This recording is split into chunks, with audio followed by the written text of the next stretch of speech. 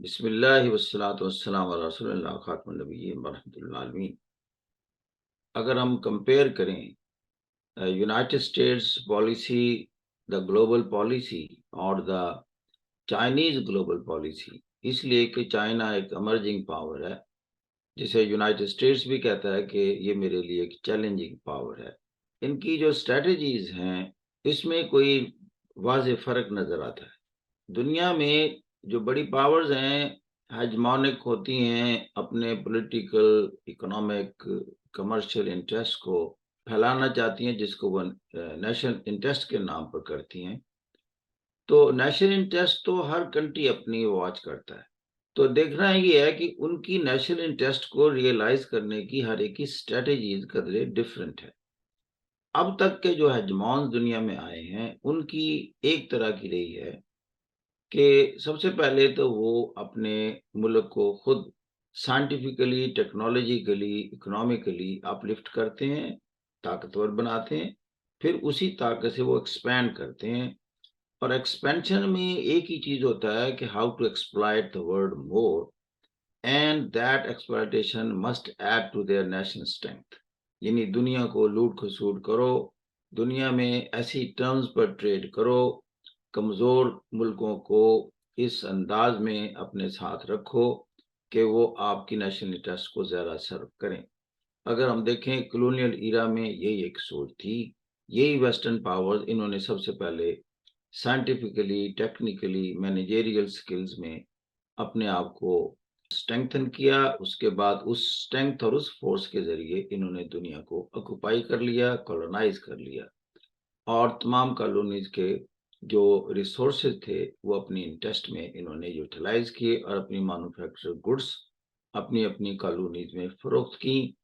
اور اسی national interest کو دیکھتے دیکھتے they started fighting among themselves and we witness two world war first and two, جس میں دونوں میں ملا کر تقریباً 9 کروڑ کے قریب انہوں نے بندہ ہلاک کر دیا اور دنیا کے ہینس کرائم انہوں نے کمٹ کیے اگینسٹ ہیومینٹی۔ پھر انہوں نے آہستہ آہستہ دیکھا جب بیلیجرنٹس دونوں طاقتور ہوں اور رزلٹ اس کا ایکولی ڈسٹرکٹیو ہو تو پھر they start talking about the peace, and they did talk about the peace. First world war کے بعد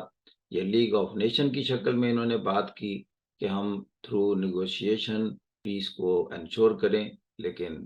ابھی چونکہ ایک نیسنٹ سٹیج تھا، ارلی سٹیج تھا،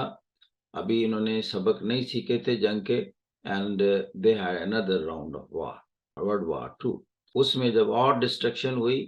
تقریباً اس جنگ میں 5 کروڑ کے قریب جو انسان مر گئے، پھر United nations came into being and thanks to the invention of the atomic weapon کہ دنیا کی بڑی طاقتوں کے پاس بیلیجرنٹس جو کہ آپس میں جنگیں کرنے کی صلاحیت رکھتے تھے وہ سارے نیوکلیئر آرسینل سے اکوپ ہو گئے اور دنیا بچ گئی ایک تھرڈ راؤنڈ آف نیوکلیئر وار۔ لیکن چھوٹی جنگیں کرتی رہیں لمیٹڈ پیمانے پر، اور انہوں نے اوائڈ کیا کہ بڑی طاقتیں آمنے سامنے نہ ہوں، کیونکہ اگر آمنے سامنے ہو جائیں تو وہ that would have resulted into a nuclear war and this is there going on in Ukraine۔ Ukraine میں رشین فورسز ڈائریکٹ انوالو ہیں ود دا یوکرینین گورنمنٹ، لیکن نیٹو فورسز یا امریکہ یا کوئی اور ایک آدھ یورپ کا کنٹری وہاں رشیا سے ڈائریکٹ کنفرنٹیشن کو اوائڈ کر رہا ہے، because the result would have been really disastrous, that war could have gone nuclear as well۔ لیکن اب آپ کے سوال کی طرف آتے ہیں کہ چائنا جب امرج ہوا تو چائنا نے بھی اسی طریقے سے اپنے آپ کو سب سے پہلے اکنامیکلی، سائنٹیفکلی، ٹیکنیکلی ریسرچ میں آگے کرنے کی کوشش کی، جو پہلی ٹریجیکٹری کا حصہ ہوتا ہے کہ آپ اپنی جسم میں جان پیدا کریں۔ اگرچہ اس کی وجہ یہ ویسٹرن کمپنیز ہی بنی، لیکن basically credit goes to the Deng Xiaoping, جنہوں نے مارکیٹ ریفارمز انٹروڈیوس کی اور اٹریکٹ کی فارن ڈائریکٹ انویسٹمنٹ، جس نے پھر چائنا کی اکانومی کو بیٹر کیا۔ جب آپ کے پاس پیسہ آتا ہے تو then you start spending on your defensive mechanism and after that offensive mechanism۔ China نے ابھی تک وہ کام نہیں کیا جو ویسٹرن کولونائزرز یا ویسٹرن پاورز نے کیا تھا۔ پہلے میں وہ بات کر لیتا ہوں، ویسٹرن سٹائل یہ تھا کہ جب آپ کے پاس طاقت آتی ہے تو آپ اپنے انفلوئنس کو بڑھاتے ہیں، آپ ڈیفنس پیکٹ کرتے ہیں، ملیٹریلی ایکسپینڈ کرتے ہیں، دنیا میں چینج آف رجیم میں چلے جاتے ہیں کہ اگر کوئی ملک اپنی پالیسیز کو آپ کے مطابق مولڈ نہیں کرتا تو آپ کہتے ہیں اس ملک کے حکمران کو بدل دو۔ یہ چیز امریکہ کو یہ ڈسکریڈٹ جاتا ہے کہ اس نے کئی دنیا کی رجیم کو چینج کیا جو کہ اس کی نیشنل انٹرسٹ کو سرو نہیں کرتی تھی۔ اسپینیارڈ یا برٹش کا تو ایک ہی ایرا ہے جس میں پھیلے اور انہوں نے دنیا پر قبضے کیے، یہ بہت بڑے ہجمان ہوئے ہیں۔ یہ یو ایس اے سے پہلے یہ بڑے دو ہوئے، جیسے کہتے ہیں almost Latin America and the central America, even southern tips of the present United States, they were controlled by the Spaniards. China جب امرج ہوا، ابھی تک کی چائنا کی پالیسی یہ ہے کہ وہ اس طرح جو ویسٹرن ہیجمونس تھے اور انہوں نے طاقت کے استعمال سے، گن کے استعمال سے دنیا میں پھیلے اور انہوں نے دنیا کو کولونائز کیا، اور پھر نیو کولونیل ایرا میں انہوں نے وہاں اپنے بندے پلانٹ کیے۔ if we are physically not there تو ایسے ایسے حکمران ہونے چاہیے ان ملکوں میں جو ہم سے گائیڈنس لیں، ہماری ڈائریکشن کے مطابق اپنی پالیسیز کو چاک آؤٹ کریں اور ہماری نیشنل انٹرسٹ کو سرو کریں اور ایز اے پانز کام کریں۔ جب انالیسز ہوتے ہیں کہ چائنا جو ہے کمپیریٹیولی ایسا نہیں ہے، اس نے خاموشی کے ساتھ اپنی اکانومی کو بلڈ اپ کیا بغیر کوئی ہیجمونک ڈیزائن کا اظہار کرتے ہوئے، اور جب اس نے بلڈ اپ کر لیا تو پھر اس نے پھیلاؤ کیا اپنا، اس نے وہ اسٹریٹجی نہیں اپنائی کہ میں دنیا میں چینج آف رجیم کروں یا by the use of gun ملکوں کے اقتدار جو ہیں بدلوں اور اپنا انفلوئنس کو ایکسپینڈ کروں، بلکہ اس نے ایک پروگرام کیا کہ میں اکنامیکلی انٹر ہوں ان میں۔ وقت کے ساتھ ساتھ دنیا کے جو انداز ہیں وہ بھی بدلتے، دنیا کی اسٹریٹجیز بدلتی۔ ایک تو اس کے اثرات ہوئے کہ چائنا نے کہا کہ اب شاید گن کے ذریعے کولونیل ایرا کا سٹائل استعمال نہیں ہو سکتا، اب بیٹر ہے کہ آپ ایک اکنامک کوآپریشن کے نام پر، ایسوسیشن کے نام پر آپ دنیا میں اپنا انفلوئنس کریٹ کریں۔ اب اس کے پاس چونکہ بہت پیسہ آ چکا تھا، اس کے پاس ایکسپورٹیبل سرپلس آ گیا تھا، اور اس کو اپنی انڈسٹریل سیٹ اپ کو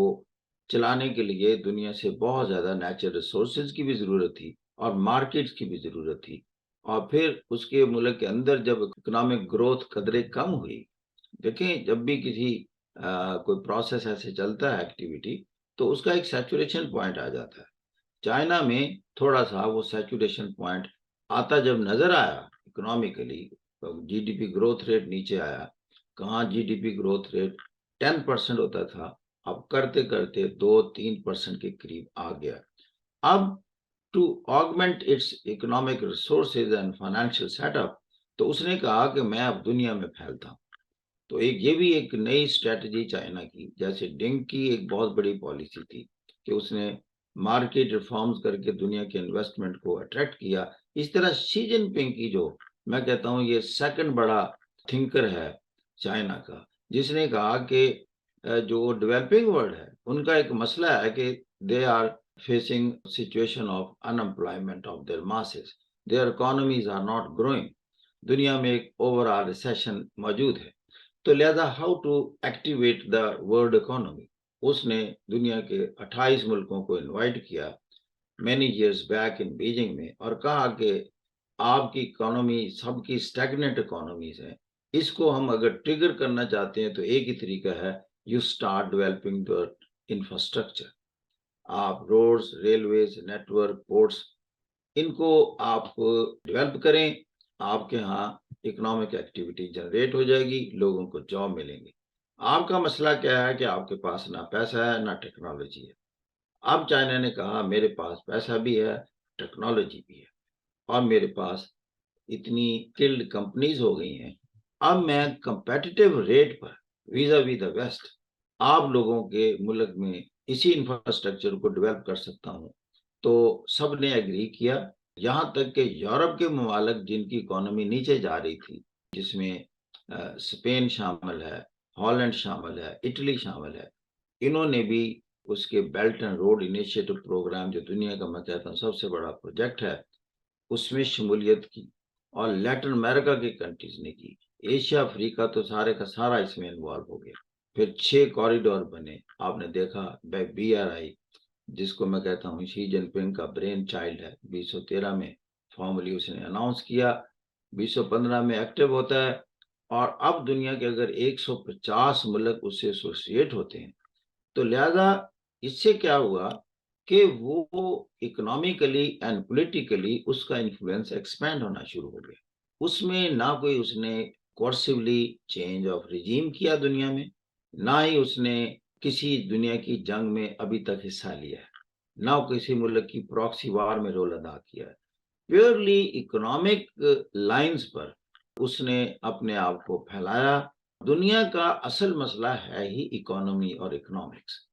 ابھی آپ نے دیکھا کہ ریسنٹلی جو سب سے بڑی کامیابی اس کو ملی ہے